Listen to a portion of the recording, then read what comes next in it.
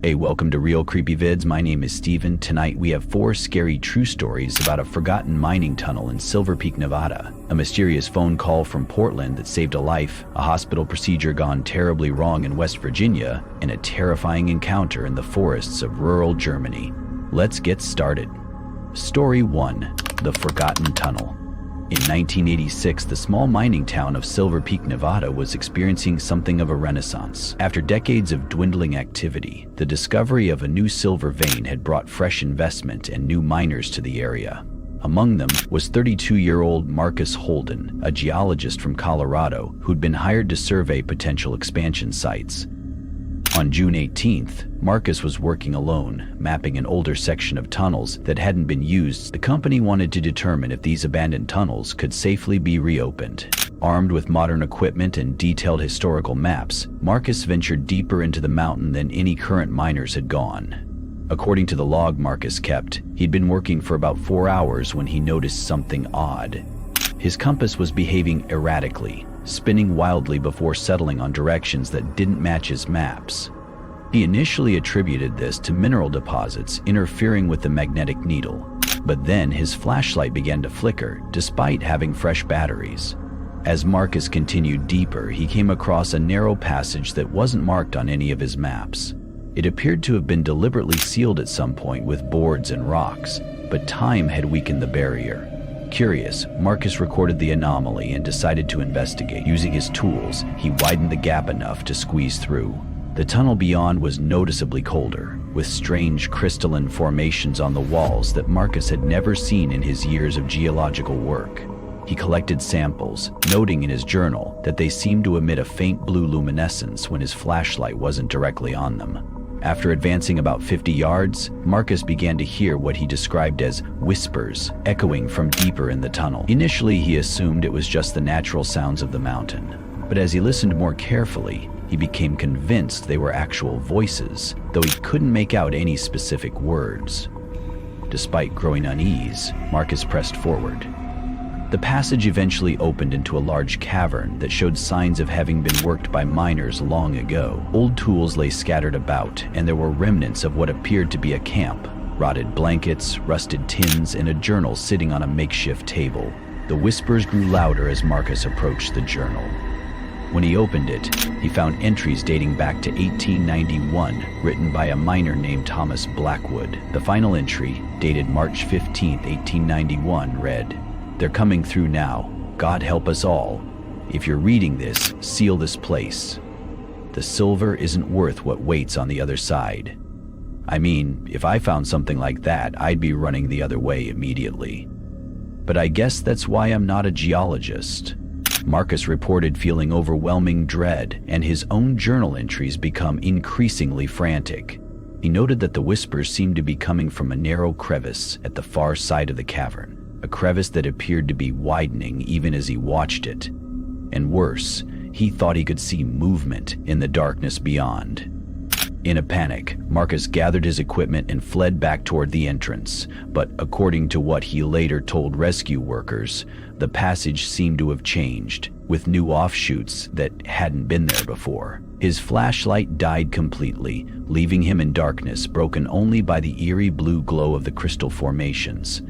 Marcus was missing for 3 days before a search party found him wandering in a different section of the mine, dehydrated and suffering from what doctors diagnosed as carbon monoxide poisoning, which they suggested caused his hallucinations. But here's the strange part. When company officials investigated the tunnel Marcus had described, they found no evidence of any passage beyond the mapped areas. The sealed tunnel he'd written about and photographed simply wasn't there. Every photo from Marcus's camera showed only solid rock wall where the passage should have been. The historical journal he claimed to have found was never recovered, and though Marcus insisted on the reality of his experience, the strange crystalline samples he'd collected were not in his pack when he was found. 2 weeks after his rescue, Marcus resigned and left Silver Peak. He never worked in mining again. The company sealed off that section of the mine, citing structural concerns, though former employees have suggested the real reason was a series of unexplained accidents that occurred whenever workers ventured too close to where Marcus claimed to have found the hidden passage. In a strange postscript, historical records revealed that in March of 1891, 7 miners disappeared without a trace from the Silver Peak mine. Their foreman's name? Thomas Blackwood. Story 2. The Call That Saved Her Life. In Portland, Oregon, on October 19, 2009, 20-year-old college student Sarah Donovan was driving home from a Halloween party with her friend Jessica. It was just after midnight when they pulled into a gas station off the highway to refuel and grab some snacks. Sarah parked at a pump directly in front of the convenience store. Both women went inside, purchased their items, and returned to the car. As Sarah was about to pull back onto the road that would merge with the highway, her phone rang. She didn't recognize the number, but because there was nobody behind her and no traffic at that late hour, Sarah put the car in park to answer the call. When she said hello, there was only silence on the line. She repeated her greeting, asking if anyone was there, but received no response. Meanwhile, Jessica noticed another customer from the gas station had pulled up behind them and was clearly in a hurry, honking their horn impatiently. Rather than make them wait, Sarah quickly put her phone down, put the car in drive, and was about to pull forward when the driver behind them suddenly swerved around them, driving on the shoulder to pass Sarah's car. "I bet we all know people who drive like that. Not worth the risk, is it?" Sarah, still holding her phone and hearing nothing but silence, hung up and pulled forward more cautiously. As they approached the highway, they witnessed a shocking sight. A silver Honda Civic that had been traveling on the highway had lost control and crashed directly into the impatient driver who had swerved around them moments earlier. The collision was catastrophic. Sarah immediately stopped her car, called 911, and reported the accident. Police arrived quickly, and while taking Sarah's statement, an officer pulled her aside to deliver devastating news. Both drivers had been killed instantly in the crash. Had Sarah's car been in that exact spot just seconds earlier, had she not been delayed by that mysterious phone call, she and Jessica would almost certainly have been involved in the fatal collision. Shaken by this realization, Sarah decided to call back the unknown number that had effectively saved her life. The call went to voicemail, and what she heard sent chills down her spine. "Hi, you've reached Aurora. Leave your name and number after the beep." The name immediately triggered something in Sarah's memory. For months leading up to that night, she had been having vivid dreams about a woman named Aurora with distinctive features and long black hair. In these dreams, Aurora would appear in different settings, sometimes interacting with Sarah, sometimes just observing from a distance, but Sarah could never remember their conversations upon waking. The day after the accident, Sarah tried calling the number again. This time, Aurora answered. Sarah explained the situation, the dreams, the timely call, the narrowly avoided accident. Aurora was equally confused, insisting she had never called Sarah and had no idea how Sarah had obtained her number. After their conversation, Sarah looked up Aurora on Facebook. When she found her profile and saw her picture, Sarah nearly fainted. It was undeniably the same woman from her dreams, the same striking features, the same long black hair. Neither woman could explain the connection between them or how Aurora's call had come at precisely the right moment to save Sarah's life. They had no mutual friends, no overlapping history, and lived in different states. Yet somehow they had been linked in a way that defied logical explanation. And whenever Sarah tells this story, she always ends with the same question. If Aurora didn't call her that night, who or what did? Story 3: 16 Minutes of Torture. In January 2006, 73-year-old Sherman Sorey was a respected figure in his West Virginia community. A former coal miner turned Baptist minister, Sherman was known for his gentle demeanor despite his intimidating physical presence. He was a loving husband to his wife Ruby and a devoted grandfather. But on January 19th of that year, something changed dramatically in Sherman. He transformed from a pillar of the community into what his family described as a deranged, paranoid lunatic. The change was as sudden as it was inexplicable. It began that afternoon while Sherman and Ruby were sitting quietly in their living room. Without warning, Sherman began screaming in terror, his eyes fixed on something directly in front of him that only he could see. Ruby, startled by his outburst, looked to where her husband was staring but saw nothing unusual. Sherman seemed unable to speak or look away from whatever terrifying vision held him captive. His face turned pale, he began to sweat profusely, and he appeared to be in a trance-like state. Eventually, Ruby managed to break through to him, but when he finally spoke, he said something that chilled her. "You can't leave me, or they'll kill me." Imagine seeing your spouse of decades suddenly change like that. Absolutely terrifying. Throughout the day, Sherman experienced similar episodes, screaming at invisible threats. Despite her concern, Ruby hesitated to call for medical help. Her husband had always been so strong, so composed. Surely this strange behavior would pass. That night, Sherman didn't sleep at all. Ruby found him staring at the ceiling the next morning, looking worse than before. When family members suggested coming over to help, Sherman became even more agitated, saying they couldn't come inside because they were conspiring to bury him alive. The only person he would allow near him was Ruby. What his family didn't realize was that there was a specific trigger for Sherman's breakdown. Months earlier, Sherman had begun experiencing severe abdominal pain. After consulting with doctors, he was scheduled for exploratory surgery to examine his gallbladder on January 19th. The very day his behavior changed. Sherman had arrived at the hospital that morning as his normal self, said goodbye to his family, and was wheeled into the operating room. Lying on the operating table, Sherman chatted casually with the medical staff as they prepared him for surgery. A nurse lowered an oxygen mask onto his face, and the anesthesiologist began administering what should have been a 2-drug cocktail for general anesthesia. But a catastrophic error occurred. The anesthesiologist administered only the paralyzing agent and failed to provide the actual anesthetic that would render Sherman unconscious and prevent him from feeling pain. Essentially, Sherman was about to undergo surgery while fully conscious, but completely unable to move or communicate. As the nurse instructed Sherman to count backwards from 10 in his head, he did so, expecting to lose consciousness before reaching 0. But when he mentally reached 1, he realized with mounting horror that he was still fully awake. He could feel everything but couldn't move a muscle. Not his limbs, not his vocal cords, nothing. Even his eyes had been taped shut, though the rapid eye movements caused by his panic loosened the tape enough for him to see through a small slit. What Sherman witnessed was the stuff of nightmares. He saw the surgeon approach, call for a scalpel, and begin cutting into his abdomen. Sherman felt every incision, every tug, every intrusion into his body, but was powerless to alert anyone to his suffering. For 16 excruciating minutes, Sherman endured this torture in silent agony. Finally, one of the nurses noticed Sherman's eyes moving behind the partially loosened tape and realized with horror that he was conscious. "Stop! He's awake!" she shouted.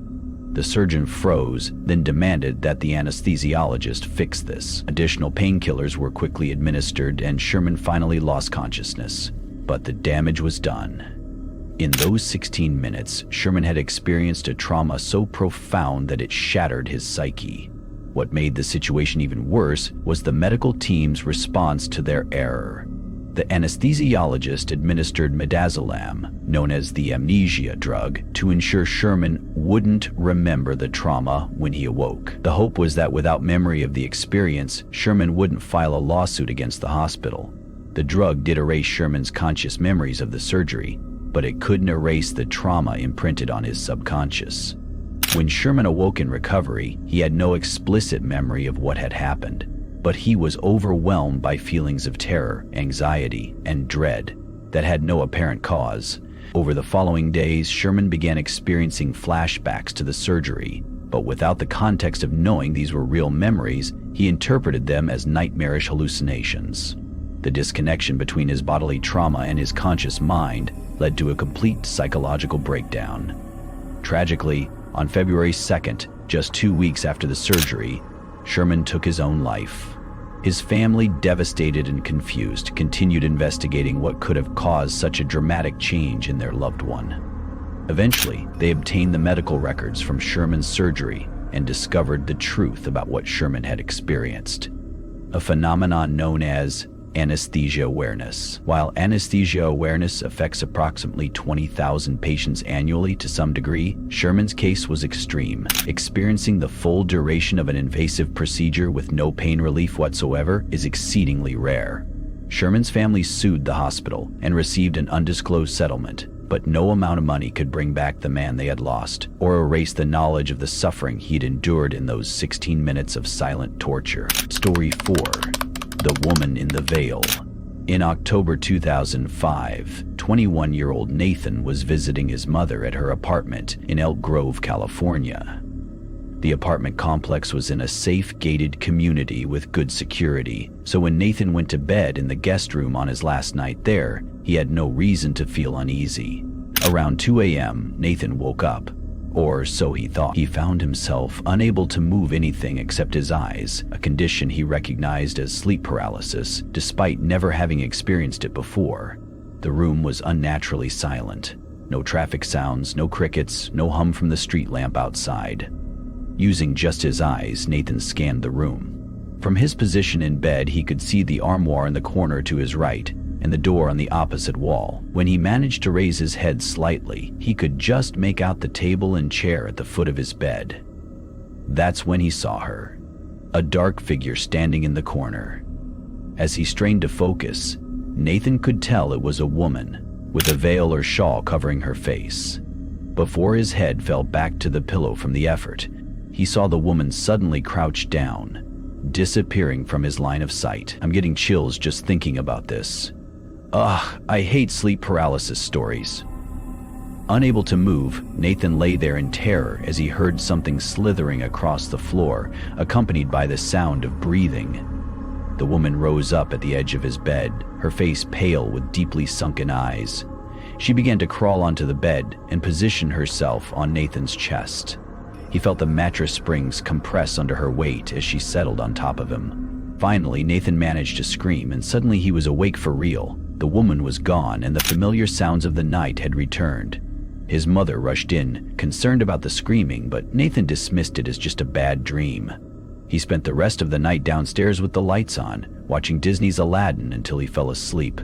The incident might have remained just an unusually vivid episode of sleep paralysis if not for what happened 5 months later. In March 2006, Nathan attended a family barbecue in Chico, California, where he unexpectedly ran into his sister.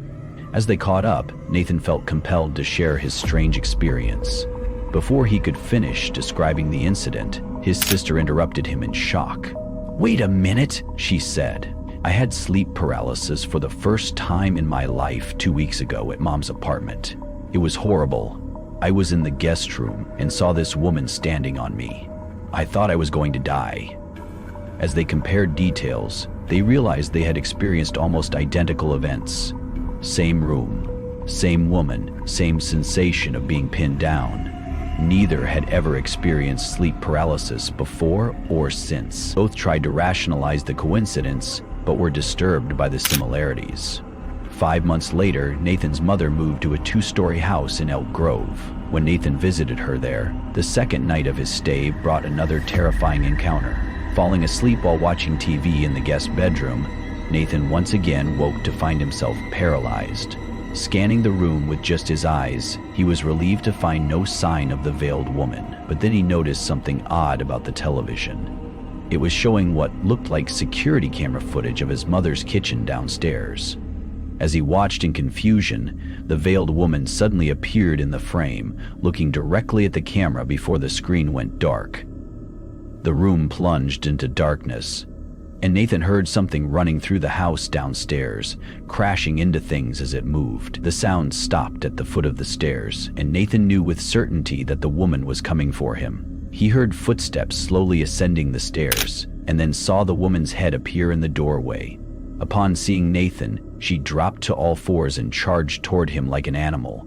Nathan let out a primal scream, and the woman stopped abruptly in the middle of the room, turned around, and fled downstairs. Unlike his previous experience, this time when Nathan could move again, he didn't have the sensation of waking up. It felt as though he had been awake the entire time. His mother burst into the room, asking if he had been the one running around the house, saying she had heard footsteps and crashing sounds. Still in shock, Nathan insisted they check the entire house. They turned on all the lights and searched every room, but found no signs of an intruder or forced entry. Later, sitting in the kitchen, Nathan finally shared his experiences with his mother, including the similar incident his sister had reported. To his surprise, his mother didn't seem shocked. "I have seen this woman," she admitted. "I saw her in my apartment a long time ago. She showed up in my room and stood on me. I didn't tell anyone because I thought it was sleep paralysis." The three family members, Nathan, his sister, and their mother, had all experienced the exact same phenomenon independently. A veiled woman who appeared during what seemed to be sleep paralysis and physically pressed down on them. Nathan says that he and his family members are all skeptics by nature and have no explanation for their shared experiences. None of them has encountered the woman in black since that night. They remain hopeful it stays that way, but the question lingers: how could three people experience the identical phenomenon, and how could Nathan's mother hear physical sounds in the house that corresponded with what Nathan was seeing in his supposed sleep paralysis? Story 5. The Crown of Thorns. Our final story takes us to a picturesque winemaking village called Rudesheim am Rhein in July 2012. 22-year-old Simone was preparing for her final summer in her hometown before moving to New York City. Rather than dwelling on her sadness about leaving, she focused on making the most of her remaining time. One of Simone's favorite childhood memories was attending summer camp in the nearby forest. As a teenager, she had transitioned from camper to counselor, a role she continued to love. For her final summer, she would return once more as a volunteer counselor at this 2-week camp. The camp structure was straightforward. Children would be dropped off by their parents each morning and picked up in the evening. The counselors, however, lived at the campsite for the entire 2 weeks. They set up tents along the tree line of the forest clearing where the camp was held. After the children left each evening, the counselors would gather around a campfire to relax and enjoy each other's company. This all sounds so normal and peaceful, but trust me when I say, it's about to take a seriously dark turn. In mid-July, Simone arrived at the camp a day early to help set everything up. The first day with the children went well, and that evening the counselors gathered at their tent site to celebrate. Exhausted from the day's activities, most retired early, with Simone being one of the last to head to her tent. The night was unusually hot, making it difficult to sleep in the stuffy tent. Simone decided to pull her cot outside, placing it near another sleeping counselor's cot. Even in the open air, she struggled to fall asleep, feeling an inexplicable sense of dread as she lay exposed in the total darkness of the forest. Eventually, Simone drifted off, only to find herself thrust into a vivid nightmare. In her dream, she stood before a post-apocalyptic cityscape, crumbling buildings rising from a desert wasteland. In the foreground, dozens of people in tattered clothes stood shoulder to shoulder, staring silently at her. Though these figures weren't moving toward her, Simone felt intense fear. She realized she was flanked by 2 large men who somehow held her in place without touching her. The man on her right appeared to be working on something with his hands. When he turned back toward her, Simone saw he was holding what looked like a holiday wreath. Without speaking, he raised it above her head, while the man on her left grabbed the other side. Together, they began lowering this wreath towards Simone's head. As soon as it touched her, Simone felt excruciating pain around the crown of her head. She realized with horror that it wasn't a wreath, but a crown of thorns, which the men were forcefully pressing down. Blood poured down her face as the pain intensified, yet she couldn't scream or move. The agony became so unbearable that Simone finally woke up. Disoriented in the dark forest, she instinctively reached up to touch her head, relieved to find no crown of thorns. But when she lowered her hand, she felt something sticky on it. Simultaneously, actual pain began radiating from her scalp, pain eerily similar to what she'd felt in her dream. As this real pain intensified, Simone caught a glimpse of something scurrying away through the trees. Before she could process what she'd seen, the pain became so severe that she began to scream. The counselor sleeping nearby woke up, grabbed a flashlight, and shined it on Simone, only to begin screaming herself at the sight of Simone's head. The next 15 minutes were chaos as other counselors woke up. They rushed Simone to a vehicle and drove her to the hospital. By this point, she was vomiting and bleeding profusely from her head. What had happened was both bizarre and horrifying. While Simone was having her nightmare about a crown of thorns, a wild fox had approached her cot and begun eating her scalp.